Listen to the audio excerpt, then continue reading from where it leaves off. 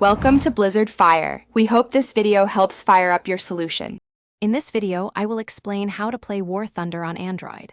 Since War Thunder does not have a dedicated mobile application, the only way to enjoy this massive multiplayer online game on your Android device is through cloud gaming. This method streams the full PC version directly to your phone or tablet, requiring a robust internet connection for a seamless experience. Let's dive into the specifics.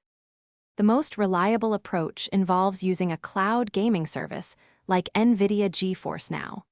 This platform allows you to access your existing War Thunder PC account and stream the game directly to your Android device. It essentially turns your phone or tablet into a portable gaming screen, letting you engage in epic battles from anywhere with good connectivity. A gamepad greatly enhances control. To get started, ensure your Android device runs a recent operating system version and has sufficient processing power for the streaming application. A strong, consistent internet connection is paramount. Aim for a 5 GHz Wi-Fi network for minimal latency. Furthermore, connecting a high-quality Bluetooth gamepad is essential for navigating complex controls and achieving accurate aiming in intense combat scenarios. While cloud gaming offers an incredible way to play, be aware of potential minor input latency, which is inherent to streaming.